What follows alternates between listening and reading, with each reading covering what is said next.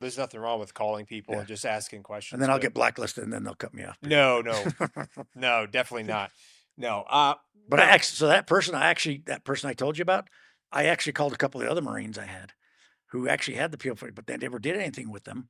They left them at no rating at all, hardly nothing. And I gave them to her, and she actually was able to help them also. yeah, Yeah. I think part of the problem is one of the big things I've noticed is that's the biggest problem is the fact that it is so big Yeah. and there's so many people Yeah.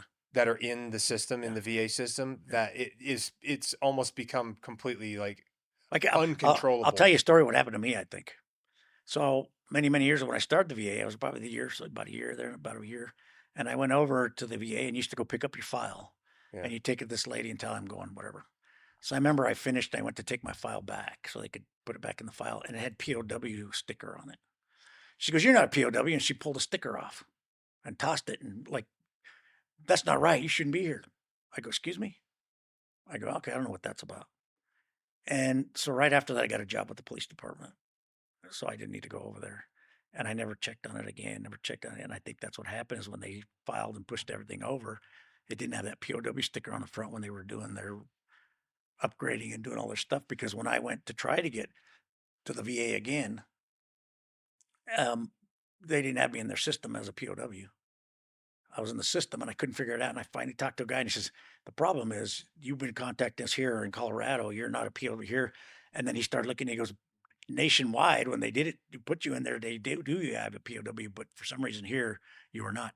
I literally had to go to a congressman and have him, he got a hold of the Marine Corps and the State Department and a couple other agencies to send paperwork to tell them that I was a POW. This is what happened to me, whatever, whatever, and I have the POW rating. And I had to turn that paperwork over to them. And that was like in 2015. And they still haven't got you the No, they gave me that rate as a POW, but that's, and then some other stuff went on and it was just kind of, we'll have to talk about that another time yeah, on the yeah, side, yeah. but yeah. Yeah. Well, But it was anyway. yeah. But the Iran stuff, yeah, it was. Uh, and we were talking about Rocky, Yeah. and Rocky kept me going the whole time, and I kept him going the time. That's the only reason we survived together.